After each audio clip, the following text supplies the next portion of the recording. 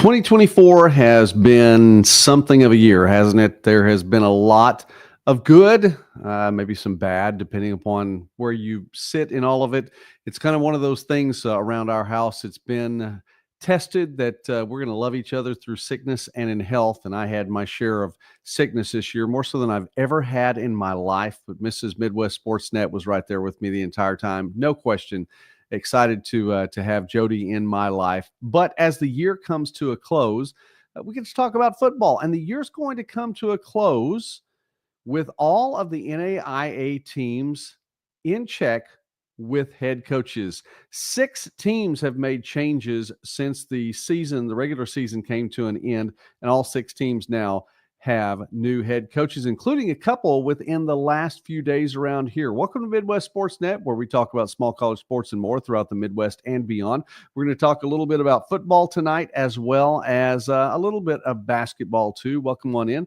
And if you're watching us live, let us know from where you are watching tonight. Happy New Year's Eve to you. Just a few hours until midnight here in the Central Time Zone. And so I want to wish you a happy New Year's Eve. First, we go to Grandview, as the head coach, Joe Woodley, the national champion head coach that is moving on and has moved on. Well, I say moving on. He's moved on to Drake. He has not moved from Des Moines. He's going to stay right there. That means there was needing to be a new head coach at Grandview. And the Vikings hired from within, choosing their defensive coordinator, E.J. Peterson. Congratulations, Coach Peterson, as he has led the Grandview Vikings for the last few years from the defensive coordinator position. Shout out to Roger, by the way, as he's watching Penn State tonight, too. So interrupting that for just a little bit, even though he can't listen in. Happy New Year to you, Roger. Thank you for watching tonight. E.J. Peterson, the new head coach at Grandview. He's an alum, the defensive coordinator at Grandview for 7 years. Prior to that, the defensive coordinator at McPherson, not too far down the road in Kansas. And so the experiences there from the defensive position. By the way, you want to talk about a defense, what Grandview has done in the last 2 years has been nothing short of absolutely fantastic, including again this year leading the country in defensive points allowed, only 8.5 points per game. That number went down, by the way, from the average of about 8.7 or 8.8. Coming into the championship game, allowed only 7 in the championship game, pitched 4 shutouts this year. Coach Peterson, the architect of that, is now leading the program at Grandview. So congratulations to him for the opportunity right there. We'll move on along tonight as we see the other school in recent days that has found its new head coach. Josh Lawson has been named the head coach for the Bethel Threshers, taking over for A.B. Stokes and also for Coach Markham. And he was the defensive coordinator most previously at Calvin University, a Division III school that just started its program. So he's been part of, well, the architect of an actual program there, getting things started at Calvin. He was also the defensive coordinator for 4 years at Arkansas Tech, Division II school in the Great American Conference, linebackers and defensive backs coach at Stephen F. Austin for a couple of years. Prior to that, then, the defensive coordinator at Southern Arkansas University, also Division II in the Great American Conference as well. The Threshers gave up 24 points a game in the top 25 last year. You bring in a defensive mind there, and that's going to be big, I believe, for Bethel. The makeup of the conference as opposed to membership will not change going into the next football season. However, the makeup of the divisions will change, as that was set up to be that way with the Kessinger division and the Bissell division, that there would be a restructuring of each division every 2 years. So we'll see how that works out and who is in the division with Bethel and the change there that Coach Lawson will face. It's a program that I'm looking forward to seeing what kind of offense he brings in, as well as he hires his staff and brings them in. Bethel, under Coach Terry Harrison, recently was a ground attack. Of course, we see that rushing game at Friends University. A.B. Stokes, a part of the program when Coach Harrison was there, had the rushing attack as well. And it could be something that stays. It could be something that moves on along. We'll see how that works out. But congratulations to Coach Josh Lawson the head football coach now for the Bethel Threshers.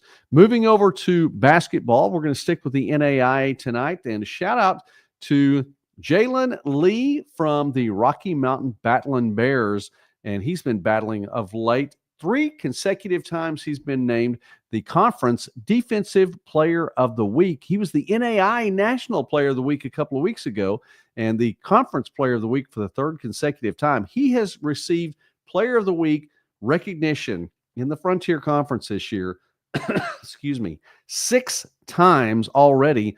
And we are just now at the midway point of the season. So props to him. He had 12 rebounds per game last week, averaged 1.5 steals and a block per game as well. The previous week, he was averaging a double-double, 16.3 points per game and 16 rebounds per game as well. So props to Jalen Lee and what he is doing for the Rocky Mountain Battling Bears. I know I'm not saying that right. The Battling Bears. Anyway, it's a season right now for Rocky Mountain, 11-2, outside of the NAIA rankings, not ratings at the moment, outside of the top 25, receiving votes, however, and the equivalent, I guess, of number 37 in the last poll. So we'll see how that goes along as Rocky Mountain continues to win games. So a shout out to Jalen Lee and what he is doing. And one more, as we have an abbreviated show tonight. It's not often we talk about a team that is 1-10 and talk about the big things that are there, but we'll do that with Texas A&M International. The women's basketball program won its first game of the season this past week and did it in style. It's not often that you win your first game if you've had 11 to choose from and you finally get that game in the books. They did it against the College of Biblical Studies, and they did it to the tune of 113-29. The Dust Devils with a big-time victory in their first win of the game. Hey, listen, I know it's tough to play those matchups out there, a Lone Star Conference matchup there, and Gabby Gamboa, we give her props, 19 points, one of 7 players that scored in double figures for Texas A&M International. Shout out to the Dust Devils picking up their first victory of the season. I just want to say that it has been a privilege in 2024 to get to visit with you all on a weekly basis. Sometimes it seems like on a nightly basis as well. In 2025, we will have many more live streams. We will work on getting some established nights of the week where it's going to be a live stream on, say, a Sunday night or a Thursday night, depending on how it all works out, and then go from there with more videos, more interviews, more opportunities to speak with coaches, players, athletic directors, conference commissioners, broadcasters, and more.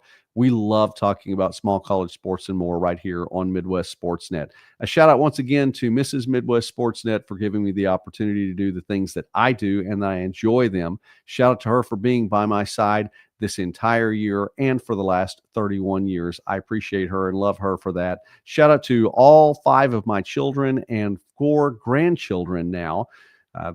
The family is growing, 2 sons-in-law along the way. So our family gets bigger and bigger all the time. We appreciate that. There are 13 of us in just our immediate, the family tree that goes down from Jody and me. So I'm enjoying 2024. I want it to go out on a positive note. I want to ring in 2025 on a positive note.